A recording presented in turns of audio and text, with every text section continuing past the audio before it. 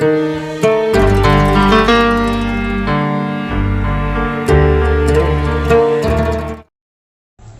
ayat yang dipakai? Wa idza qila lahum ittabi'u ma anzalallah qalu bal nattabi'u ma wajadna 'alaihi aba'ana. Itu ayat tuh orang kafir. Jika dikatakan kepada orang-orang kafir musyrik, ikutilah apa yang Allah turunkan. Apa jawaban mereka? Kami hanya mengikuti apa yang telah diajarkan orang tua kami. Apa kata mereka? Kalian ini mengikuti ajaran orang tua, tidak boleh. Yang boleh hanya mengikuti ajaran Allah dan Rasul. Ajaran Islam yang diajarkan tidak lagi bersanad. Apa arti bersanad? Bersilsilah. Berguru. Jadi mereka mengatakan tidak usah ikut guru, langsung saja kepada Al-Quran dan Sunnah, ya enggak? Betul ya?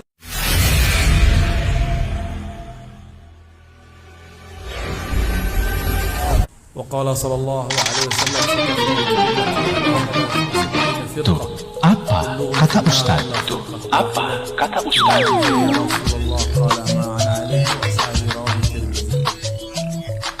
Bapak Ibu, sahabat-sahabat yang memuliakan Allah, semoga kita termasuk umat Nabi Muhammad sallallahu alaihi wasallam yang diridai oleh Allah, yang dijamin mengikuti sunnah Rasulullah sallallahu alaihi wasallam. Belakangan ini mulai muncul lagi gejolak beragama. Orang merasa dialah yang paling ikut sunnah Nabi Muhammad sallallahu alaihi wasallam. Ya nak? Cuma karena berbeda penampilan, berbeda kunut, cuma berbeda sayyidina tidak sayyidina, berbeda doa berjemaah tidak berjamaah, langsung menjadi permasalahan. Dan tidak jarang mereka mengatakan ulama-ulama kita yang dulu itu ulama-ulama yang sesat. Kalau kita ditanya, ini Bapak Ibu ini ditanya, kenapa kamu begini? Karena Bapak Ibu bukan ulama, pasti jawabannya begitu orang tua dulu kami mengajarkan. Mereka gunakan ayat untuk orang kafir, musyrik untuk menyalahkan Bapak Ibu. Apa ayat yang dipakai? Wa idza qila lahum ittabi'u ma anzalallah qalu bal nattabi'u ma wajadna 'alaihi aba'ana. Itu ayat tuh orang kafir. Jika dikatakan kepada orang-orang kafir musyrik, ikutilah apa yang Allah turunkan. Apa jawaban mereka? Kami hanya mengikuti apa yang telah diajarkan orang tua kami. Apa kata mereka? Kalian ini mengikuti ajaran orang tua, tidak boleh. Yang boleh hanya mengikuti ajaran Allah dan Rasul. Jadi kata mereka, orang tua kita dahulu itu musyrik. Ya, kan begitu logikanya, benar gak? Dianggap orang tua kita dulu itu musyrik, mengikuti orang musyrik tidak boleh. Nah, ini logika yang kacau. Ya. Dulu Bapak Ibu kalau lihat masjid-masjid tua, pasti di depan mihrabnya ada kuburan. Tapi saya mau tanya, yang sholat di masjid itu nyembah kubur atau nyembah Allah? Tapi mereka suudzon, lalu mengatakan tidak boleh sholat di masjid yang ada kuburnya, syirik, menyerupai Yahudi. Agama apa yang takut kepada kuburan? Ada enggak? Ya itu agama dia. Enggak ada ajaran agama yang ngajarin takut kepada kuburan. Mau ada kuburan, mau enggak ada kuburan, kita enggak ada urusan. Bukankah di Masjid An-Nabawi ada kuburan Nabi sallallahu alaihi wasallam? Wajar. Salah satu imam mereka tidak pernah lagi mau sholat di Masjid Nabawi, karena di samping Masjid Nabawi ada kubur Nabi Muhammad sallallahu alaihi wasallam. Takut sama kuburan, takut syirik. Kalau seandainya kita mau jujur, tiada di muka bumi ini kecuali di situ ada kuburan, benar nggak? Ya. Jangan-jangan dulu di bawah masjid ini ada kuburan. Dan banyak hal lah ya. Kenapa muncul pemahaman-pemahaman seperti ini? Ada sebabnya. Pertama, ajaran Islam yang diajarkan tidak lagi bersanad. Apa arti bersanad? Bersilsilah. Berguru. Jadi mereka mengatakan tidak usah ikut guru, langsung saja kepada Al-Quran dan Sunnah, ya enggak? Betul ya? Tidak usah ikut guru, nggak boleh ikut ustaz, tidak boleh ikut buya, langsung kepada Al-Quran dan Sunnah. Berarti orang ini nggak belajar ilmu hadis dengan baik. Ilmu hadis, ilmu Al-Quran, bahkan qiraat itu semua lewat imam. Contoh, kita di sini kalau baca Al-Fatihah, Bismillahnya dijaharkan nggak? Itu qiraah, namanya qiraah Hafs an Asim. Ya, itu qiraah imam. Imam Hafs belajar kepada Imam Asim, beliau menjaharkan basmalah, Bismillahirrahmanirrahim. Itu imam. Jadi bacaan Quran pun ikut imam. Kalau tidak boleh ikut guru atau imam, ikut ulama, berarti nggak boleh baca Quran. Terus dia ikut Quran yang mana? Jangan-jangan dia dapat wahyu baru, Quran yang baru. Coba tanya mereka, Qurannya sama nggak sama kita? Ya, sama nggak Qurannya sama kita? Sama, yakin. Tapi dia nggak ngerti bahwa Quran yang dia punya itu dari ulama. Kita tanya lagi, tidak boleh ikut ulama, tidak boleh ikut mazhab, langsung saja kepada sunnah, gitu kan? Benar? Gitu. Kita tanya, ikut sunnah, sunnah yang mana? Apa kitabnya? Apa jawaban mereka?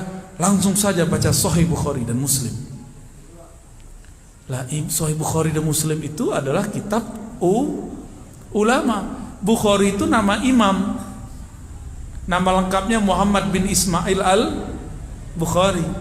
Muhammad bin Ismail al-Bukhari ada murid daripada imam mazhab. Kira-kira, jadi kalau kita mengatakan tidak boleh ikut imam, langsung saja kepada Al-Quran dan Sunnah, langsung saja kepada Bukhari. Imam Bukhari itu juga seorang imam. Imam Syafi'i melarang ikut mazhabnya. Itu Imam Syafi'i ngomong ke siapa? La tuqalliduni, jangan taklid kepadaku. Itu Imam Syafi'i ngomong ke siapa? Ke orang yang hampir selevel dengan beliau. Ada di sini yang selevel Imam Syafi'i? Nggak ada ya? Tamatan SMK bentak Ustadz. Bentar Ustaz, tidak boleh bermazhab. Kita tanya, kok nggak boleh bermazhab? Begitulah kata Imam Syafi'i, janganlah taklid kepadaku. Kita tanya balik, kamu dapat sumber dari mana? Dikirim, ternyata lewat Google.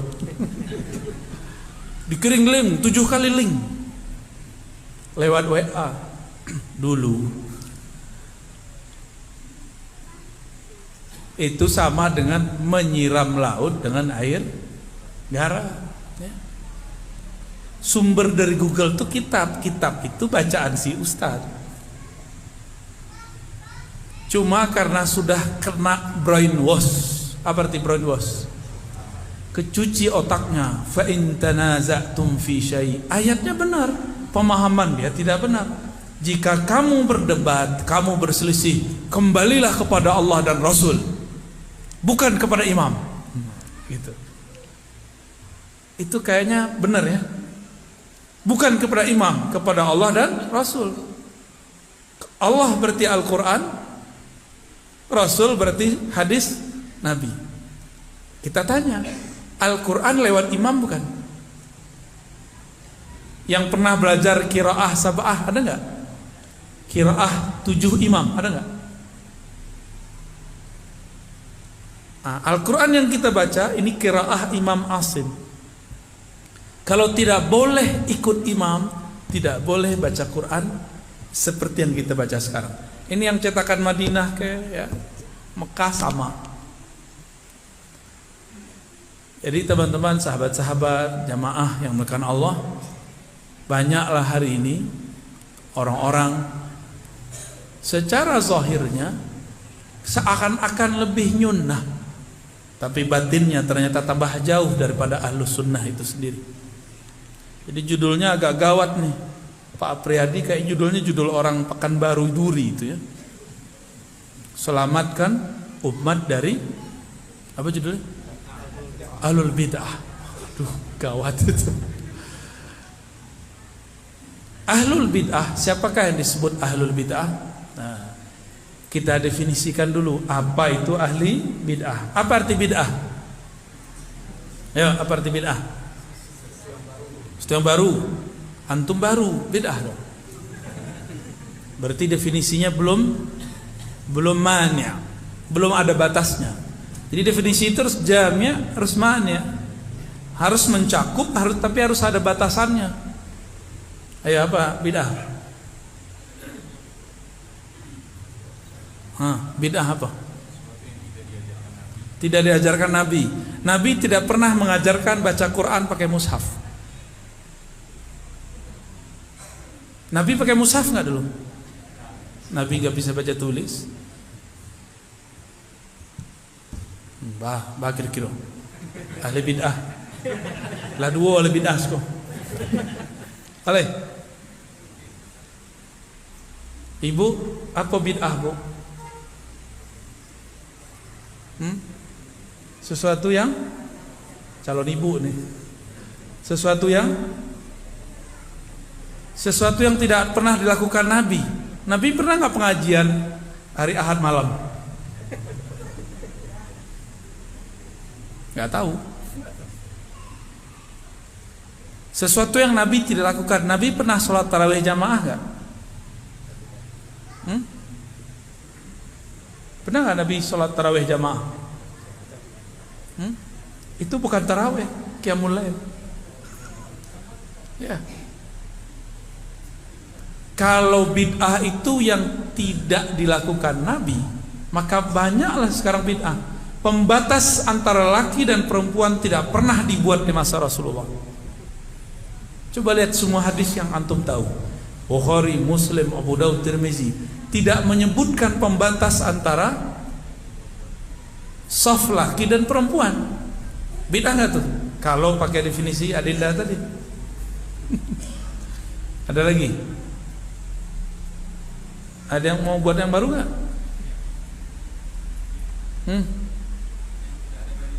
Ini kayaknya Buya nih ya. Oh, dawam ternyata ya. Anak tarbiyah Islamiyah kayaknya. Yang tidak ada dalilnya. Sekarang dalil ada berapa? Ibu, Bapak, dalil ada berapa? 2. Serius? Oke. Quran dan Sunnah gitu ya.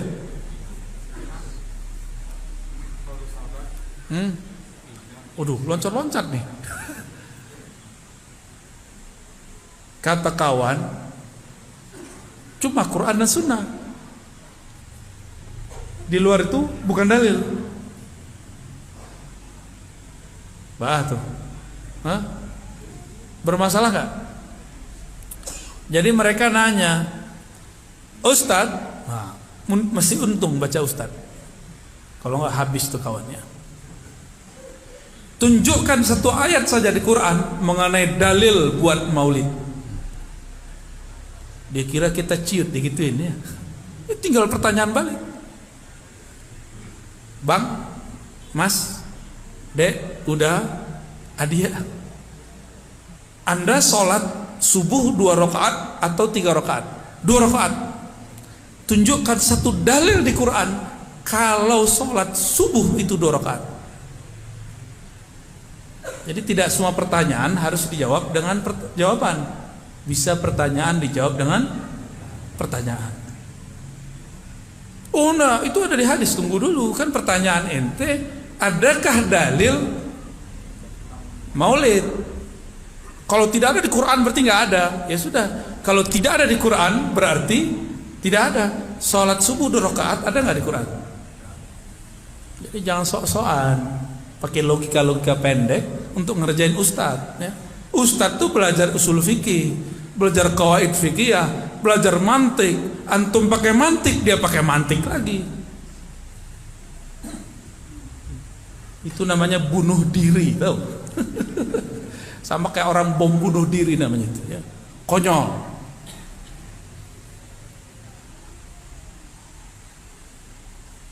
Dalil ada banyak.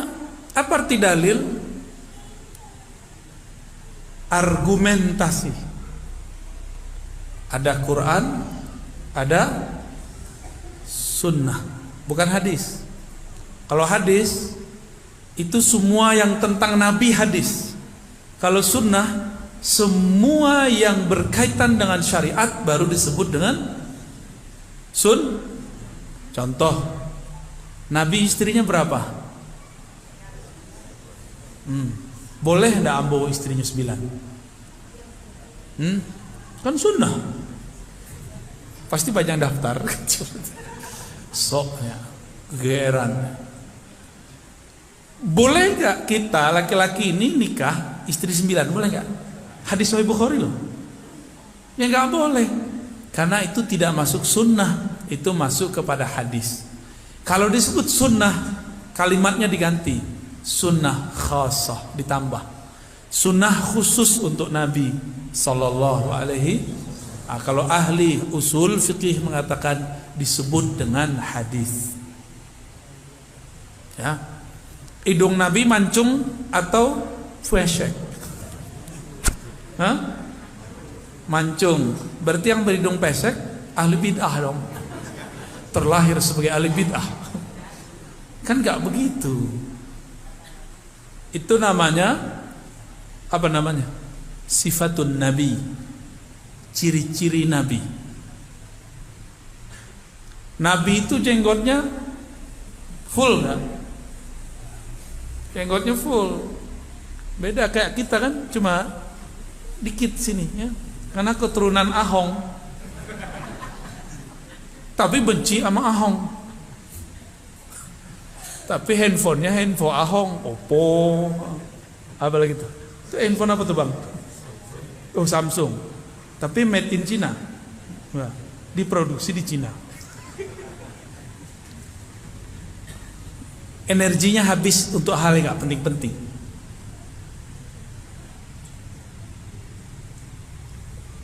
Nabi SAW pakai sarung atau pakai sarawak? Ahli bid'ah. Ahli bid'ah. Apa le loreng kok ha? Kok na sebenarnya loreng. Nabi pakai sarung, Pak. Perang pun pakai sarung, tapi sarung untuk perang lain lagi tuh. Oh Ustaz, guru kami di Arab pakai gamis. Itu pakaian Arab. Ya. Nabi itu campuran Arab dan non Arab. Nabi pakai sarung, maka salah satu nama beliau Sahibul Izar. Apa arti izar? Sarung. Habis itu nampaknya apa-apa kok ka surau, ka basaruang, ka pasa basaruang, ka kantua basaruang. Bako basaruang kece arazi, Nabi itu kama-kama basaruang. Ibu-ibu dan demo kamu nanti ajan diundang juga ya tuh leh. Sasek laki waj. Tapi kini orang ingin mengamalkan sunnah jingkrang tapi nggak pakai sarung. Setengah-setengah mengamalkan sunnah. Jadi kalau ingin ke Bajingkrang pakai saruang, ya. Wah, ambo cium-cium tangan itu nanti tuh, ya. Waduh, ahli sunnah, ya. Ahlus sarung. Jamaah yang dimuliakan Allah. Jadi apa yang disebut bid'ah? Kita nggak usah pakai definisi imam kita, pakai definisi kelompok yang membid'ahkan kita. Dia punya imam namanya Ibnu Taimiyah. Saya sudah sampaikan ini bertahun-tahun yang lalu. Tapi dulu di Pekanbaru, di kampung kita alun lain, baru kini. Apa kata Imam Ibnu Taimiyah? Wafat tahun 728 Hijriah. Kini 1443 Hijriah. Beliau punya kitab judulnya Iqtida Siratal Mustaqim, ya. Kita ulang-ulang supaya masuk ke jadi pemahaman. Al bid'atu ma lam yadulla alaihi dalilun syar'iyyun. Bid'ah itu sesuatu amalan, keyakinan, perbuatan yang tidak ada dalil syar'inya. Dalil syar'i ada 4 yang disepakati, ada lebih dari 10 yang diperdebatkan ulama. Berarti banyak nggak dalil? Banyak. Cuma dek kawan, dalil itu Quran dan Sunnah saja. Ulama menyebutkan 4, dia bilang 2. Ulama menyebutkan lebih dari 10, dia sebutkan cuma 2. Al-Quran 1, 2 Sunnah, jangan disebut hadis lagi. 3 ijma' dulu. Apa arti ijma'? Kesepakatan ulama mujtahid, bukan kesepakatan jamaah, ya. Tadi ini wali negari bertanya, ya, ba'a jamaah kita sepakati isya diundur. Canggih lo nak. Bitu eloknya ketua masjid kawa. Kalau ketua masjid tuh pengen memahamkan pemahamannya surang, di masa Rasulullah sunnahnya isya ditakhir. Tapi dek kawan baru mengerti, awak takhir seketek berang-berangnya, ya. Sembayang-sembayang sorangnya di belakang, komat-komat sorang di belakang. Kadang-kadang ustadz sedang ceramah tuh dibentaknya, woi, sholat, ketua masuk itu kiamat. Nabi itu kalau beliau sholat isya selalu diundurkan, bukan tang masuk isya, enggak. Jarang-jarang beliau di awal waktu isya. Antum bisa lihat semua hadis Nabi, kecuali jika umat telah berkumpul untuk sholat jamaah. Kalau kita sedang berkumpul untuk ngaji dulu, ya, baru dengar ya hadisnya. Jadi kalau seandainya kita nanya kepada orang tua-tua, gak usahlah jauh-jauh di sini, ya. Kami dulu ke Pelambayan, apa namanya lu? Palembayan. Isya dulu di situ kami sembahyang jam 9:10 lah. Kiranya di surau-surau ulama-ulama ahli zikir itu diterapkan kalau lagi riyadhah iktikaf, sholat isya'nya diundur. Oh, mereka nggak terima, protes. Afdalus shalah fi awwali waqtiha. Padahal bukan begitu yang sahih kalamnya. Sholat yang afdal di awal waktu, yang sahih afdalus shalah ala waqtiha. Sholat yang afdal itu pada waktunya. Waktu sholat isya mulai dari terbenamnya atau hilangnya mega merah sampai terbit fajar. Ada waktu afdal sampai tengah malam, ada waktu ikhtiar sepertiga malam pertengahan, ada waktu yang sudah mulai darurat, ya, ittirar, itu di sepertiga terakhir. Ada ilmu begitu. Cuma kawan kan nggak mau tahu, ya. Jadi sholat isya itu kesepakatannya ini, kita kalau mau buat suatu amalan yang ditanya ulama atau jamaah. Tadi inya wali negari lo ana dia giahnya nang kalama ada umat. Kalau ambo enggak. Nangka lama dalil.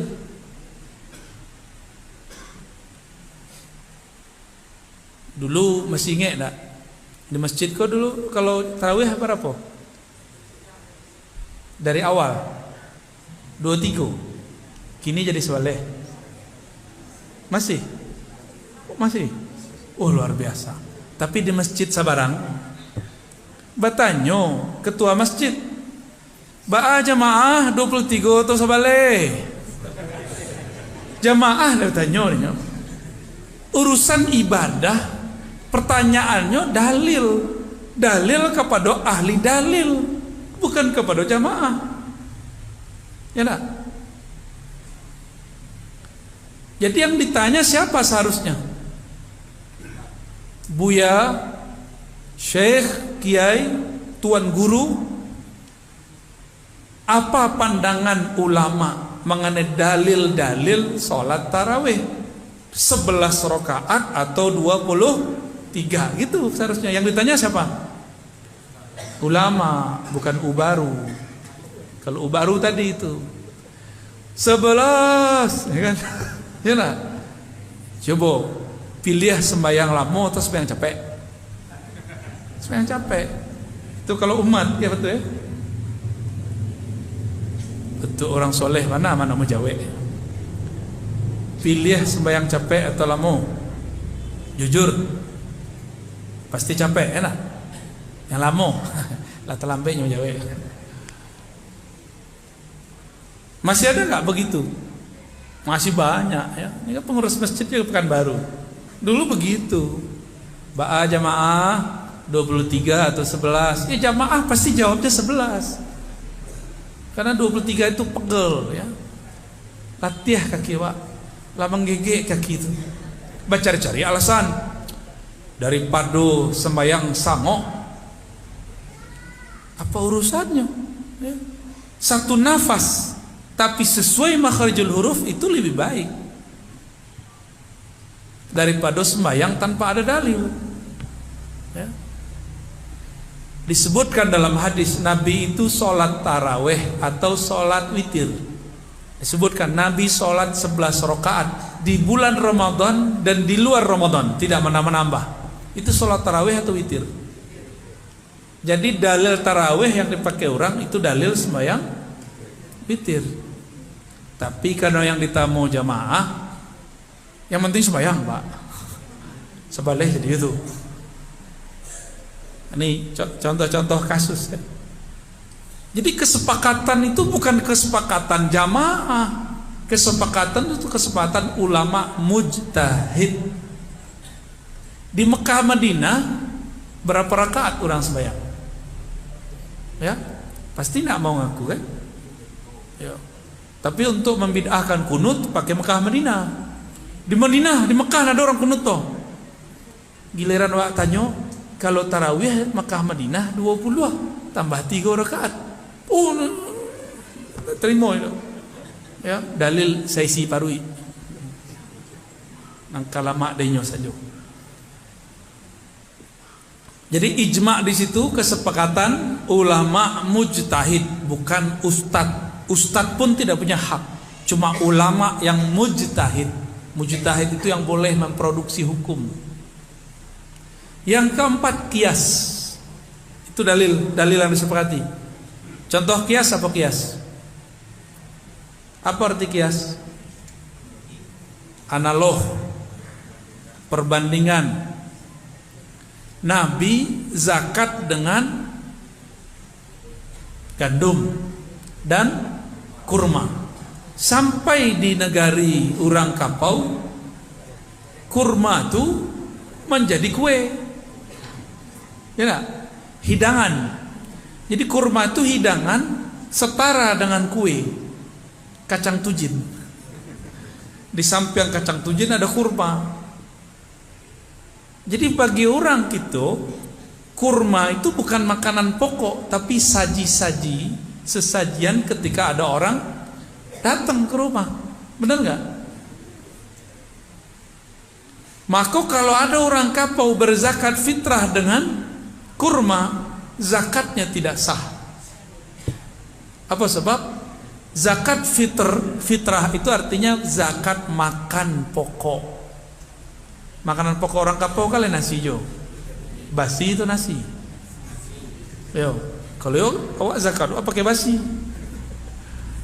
Pakai apa? Pakai nasi yo. Pakai nasi atau katan?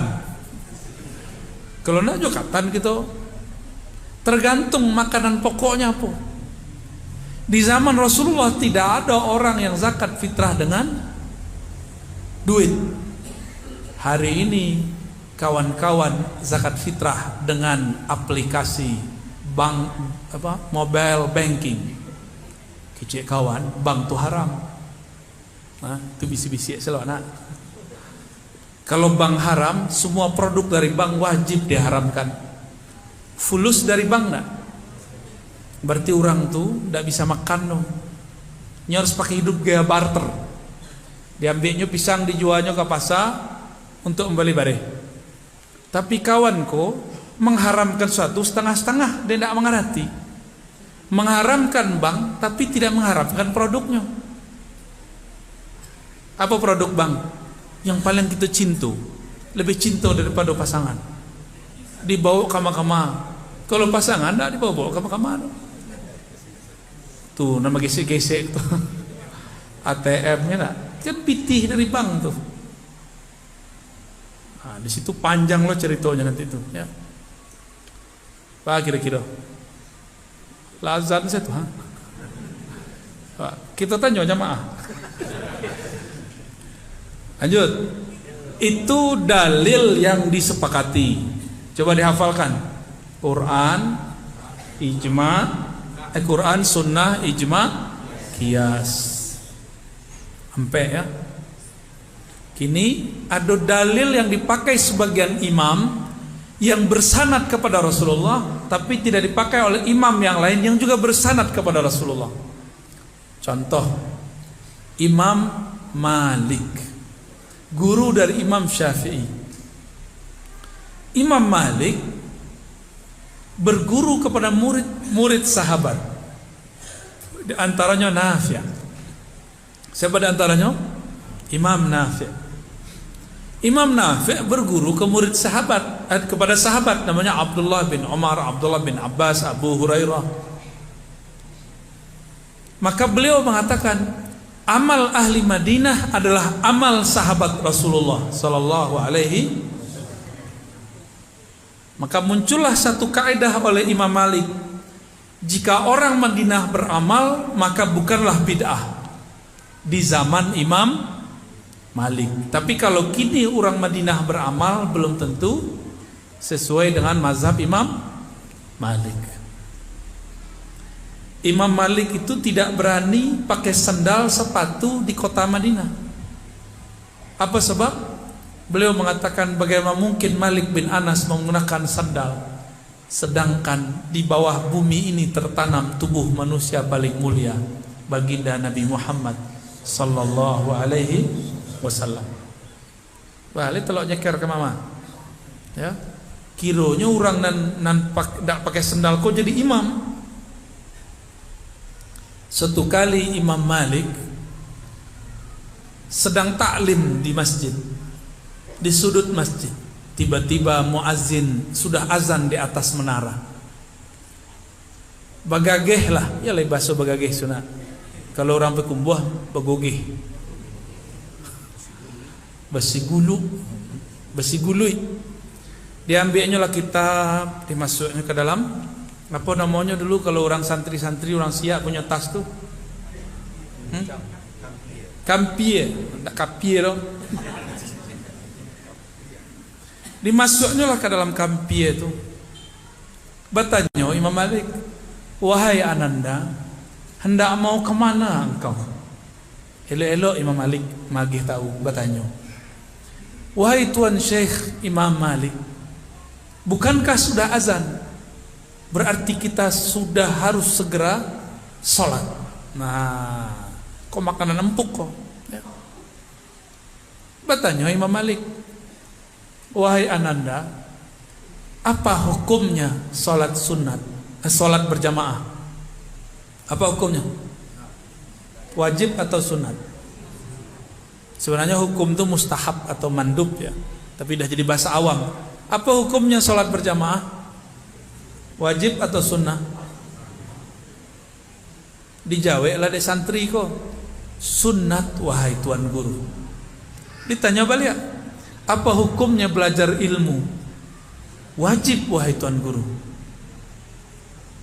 Inyo tadilah tagak duduk alia.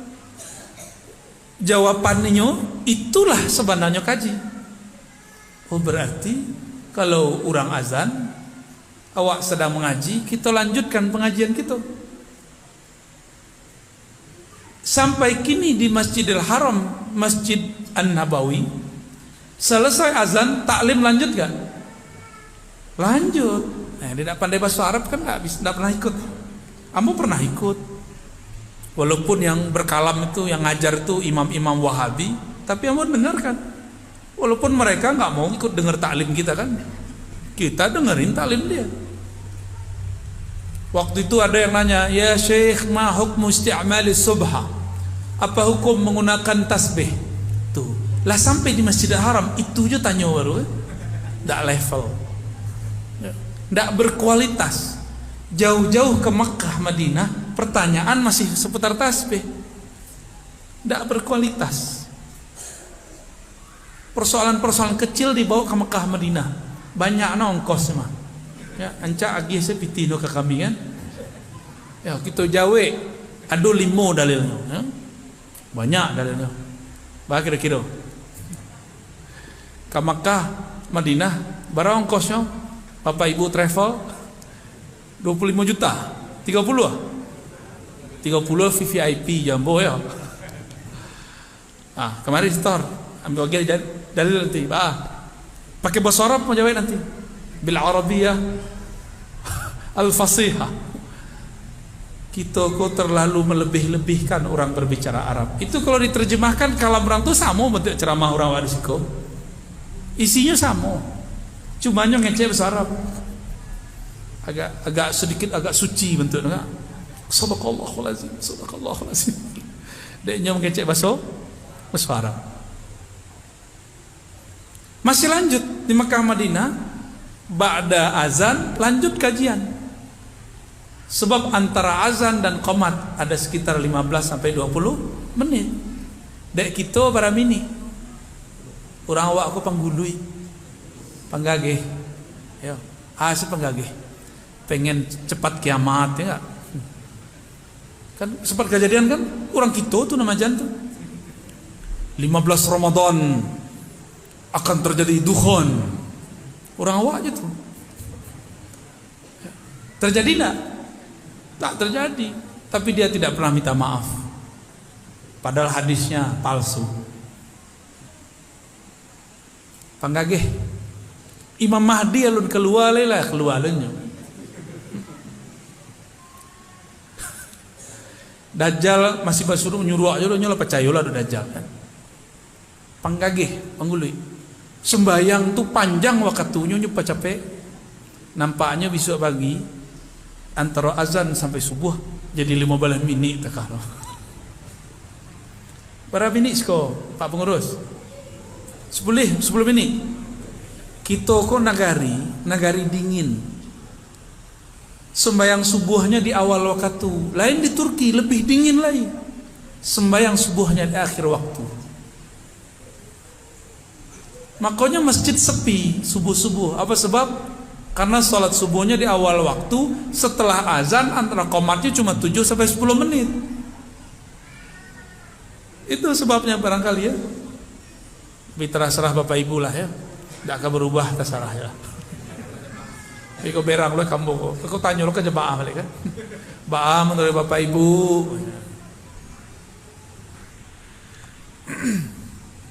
Ada dalil namanya urf. Apa arti urf? Arafah. Ya. Ya'rifu atau ya'rafu. Nah, urfan. Suatu kebiasaan yang sudah diketahui oleh khalayak. Kalau orang meninggal di siko, manga orang baca Yasin. Ya. Kalau di Payakumbuh orang baca selawat, kitab salawatnya Dalail.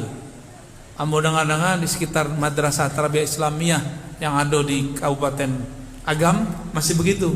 Ya. Itu namanya apa? Tradisi. Boleh nak? Boleh nak?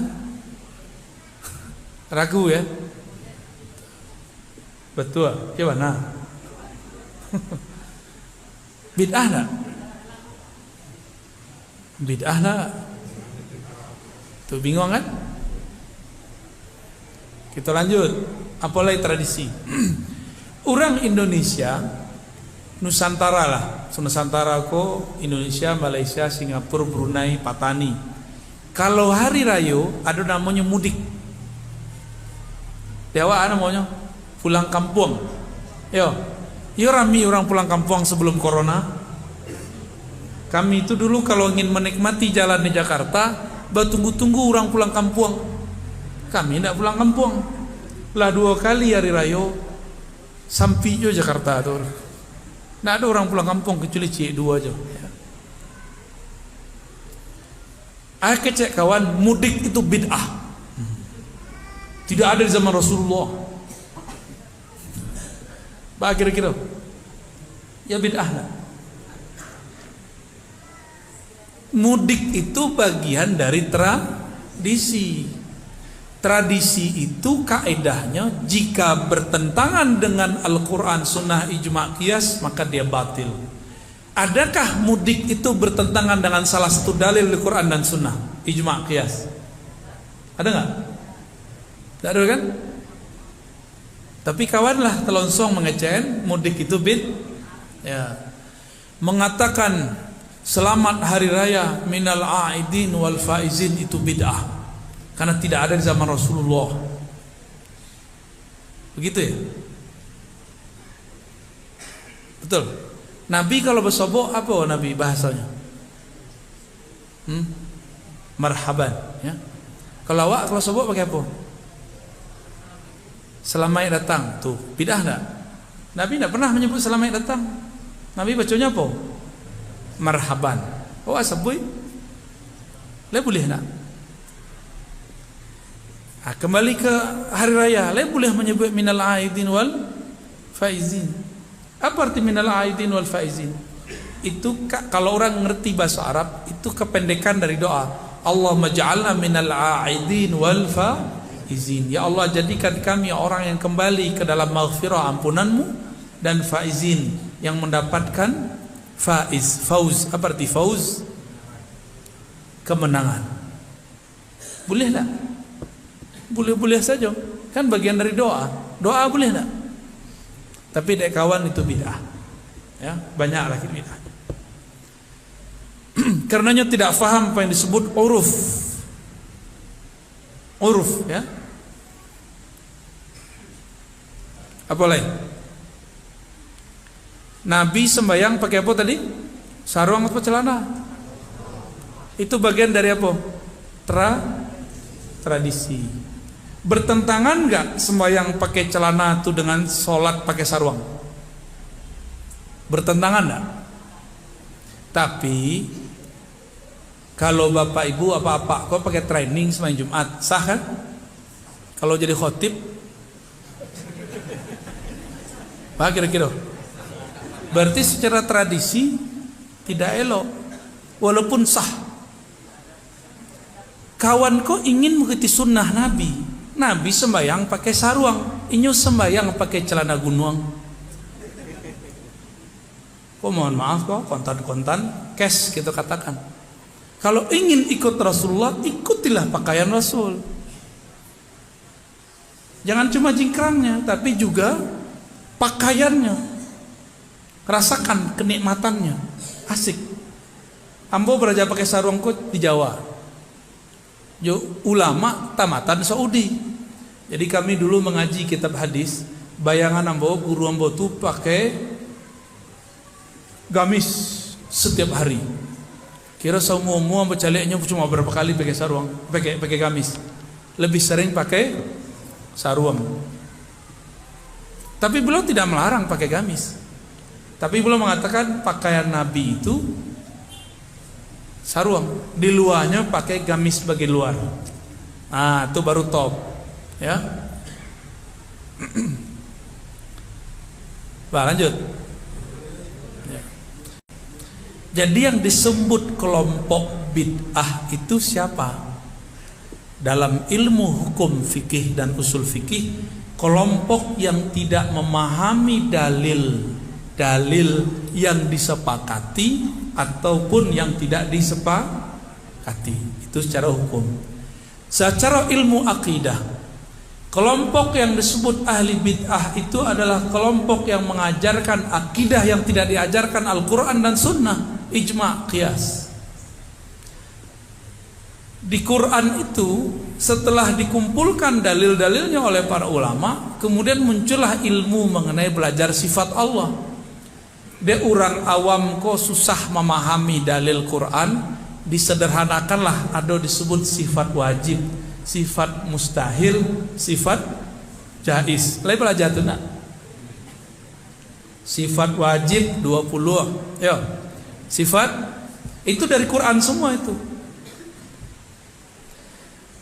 Dikumpulkan oleh Imam Abul Hasan Al-Asy'ari, dan itu dikumpulkan di akhir abad ketiga, di awal abad keempat Hijriyah, sampai kini abad 15 masih bertahan di masjid-masjid, di madrasah-madrasah, di pesantren-pesantren. Betibo kawan mengatakan belajar sifat 20 bid'ah. Yang betul belajarnya pakai tauhid dan tiga, uluhiyah, rububiyah, asma' was sifat. Nah, nampak paling sedih tamatan Al-Azhar. Di Al-Azhar diajarkan sifat 20, tapi nyo pulang kampung yang nyo ajarkan 3 tauhid. Ambo yang mengajarkan sifat 20 dianggapnya ahli bid'ah. Ar-Razi itu ahli bid'ah, akidahnya Jahmiyah, majan sifat 20. Berarti nyo sedang ingin mengatakan guru-guruku di Al-Azhar adalah ulama yang sesat. Ya nak? Sebab di Al-Azhar orang pakai sifat 20. Percaya tak? Di Al-Azhar itu menggunakan kitab Al-Iqtisad fil I'tiqad karya Imam Abu Hamid Al-Ghazali. Ya. Imam Nasafi, macam-macam imam. Baru percaya. Di Al-Azhar itu diajarkan bermazhab. Kawan pulang mengecewakan, tidak usah bermazhab. Berarti nyo sedang menyesatkan guru-gurunya yang bermazhab di Al-Azhar. Maka kita curiga, jangan ente dulu main futsal doang di sana, ya. Nggak pernah ngaji ke ulama Al-Azhar. Ambo ngecek mereka banyak yang berang lah kalian, ya. Kini kita taruh tarang selai, dah tahan gitu leh, ya. Sudah banyak fitnah disebar,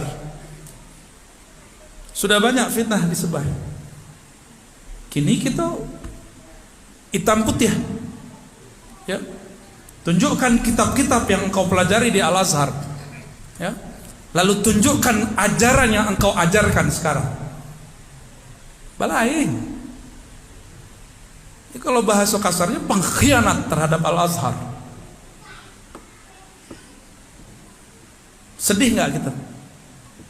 Dulu berangkai, mohon maaf, itu uangnya umat, ya. Datang kemana-mana, umat senang. Pelita Sulah Nagari akan tambah gadang, pulang-pulang dipadamkannya.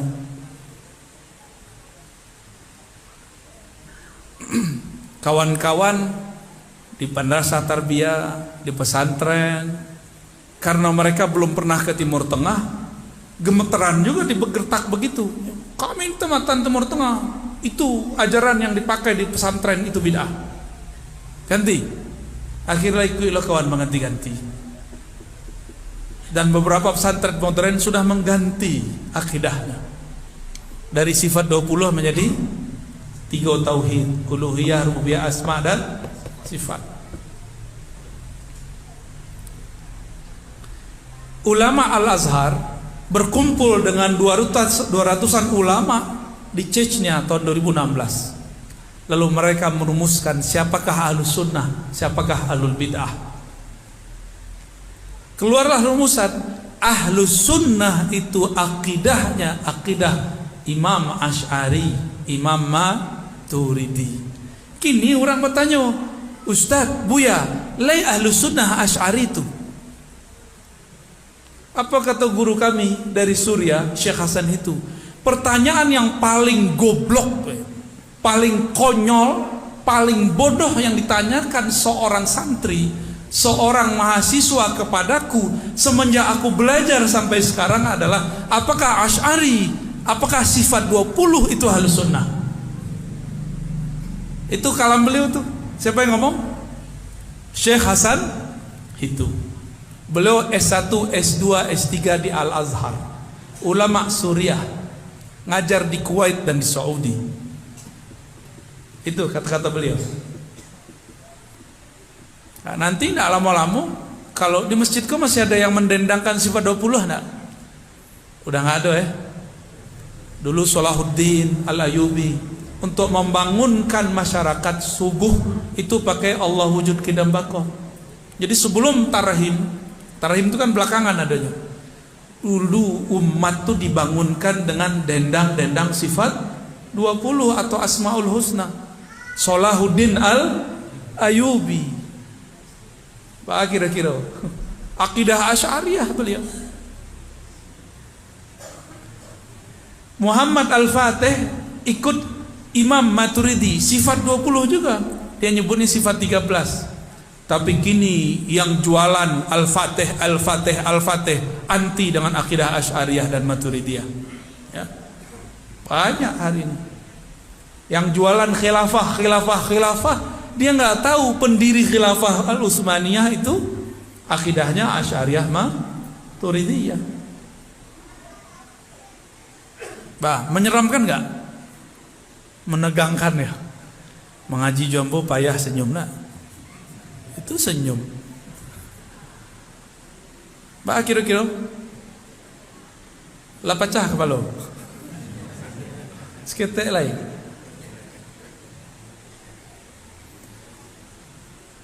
Apa kesepakatan ulama ijtima, hasil ijtima ulama 2016? Ahlus sunnah itu Asy'ariyah Maturidiyah. Ya, itu. Di luar itu mereka mengatakan Wahabiyah tidak masuk. Makanya kemudian ulama Wahabi di Saudi marah-marah. Ya. Marah-marah, kok kami gak dimasukkan? Dijawab oleh Syekh Ahmad Thayyib, ulama Al-Azhar, pimpinan Al-Azhar sekarang. Apa kata beliau? Kalian kok pura-pura gak tahu? Bukankah kalian dari tahun-tahun sebelumnya telah mengeluarkan kami dari Ahlus Sunnah, padahal kami sudah lebih dahulu menegakkan ajaran Ahlus Sunnah. Buka kitab Syekh bin Baz, Syekh Saleh Fauzan, Utsaimin, Albani. Mereka semua mengatakan Asy'ariyah Maturidiyah bukan Ahlus Sunnah. Kok kaget ketika ditanggapi, dikonter oleh ulama Asy'ariyah Maturidiyah? Justru kalian yang mengeluarkan kami dari Ahlus Sunnah. Sekarang kami balas. Gitu. Maka saya berharap nanti ulama-ulama Tarbiyah Islamiyah, NU, Parabe, ya, Muhammadiyah itu kumpul lagi, ya. Kumpul lagi karena virus ini sudah mulai muncul. Mereka mengeluarkan dulu Syekh Sulaiman Rasuli yang mengajarkan sifat 20. Ayah Buya Hamka, Haji Rasul mengajarkan sifat 20. Syekh Ahmad Khatib Al-Minangkabawi, beliau bertawassul dan mengajarkan sifat 20. Mursyid Tariqat Khalwatiyah bermazhab Syafi'i. Mereka klaim Ahmad Khatib Minangkabawi seorang Wahabi, Salafi. Salafi dari mana? Ya. Ada gak Salafi yang bertawassul? Ada gak? Ya Allah, dengan berkat Nabi Muhammad kabulkan doa kami. Ada gak Salafi yang begitu? Syekh Ahmad Khatib Al-Minangkabawi, mufti mazhab Syafi'i di Mekah, beliau pembukaan kitab dan penutup kitabnya menggunakan tawassul. Buka kitabnya tentang waris. Biografi beliau isinya tentang ada tawassulnya, dan beliau mengajarkan sifat 20. Bah kira-kira Buya Hamka mengajarkan sifat 20. Yang mendirikan Dewan Dakwah siapa? Muhammad Nasir mengajarkan sifat 20. Bung Hatta belajar waktu kecil sifat 20. Pendiri Parabe mengajarkan sifat 20. Sebut semua. Sekarang mereka mau bilang belajar sifat 20 Allah wujud kidam bako itu bid'ah. Bah kira-kira kadiam jolai. Yo, Ustadz kami pengen aman-aman aja Ustadz, gak mau konflik. Mau begitu? Ya sudah, berarti gak ikut berjuang bersama kita. Ya, siap-siap nanti masjidnya hilang, bangunannya aduh, masjidnya hilang. Alah tuh 10 pertanyaan ya. Jadi siapakah yang disebut ahli bid'ah?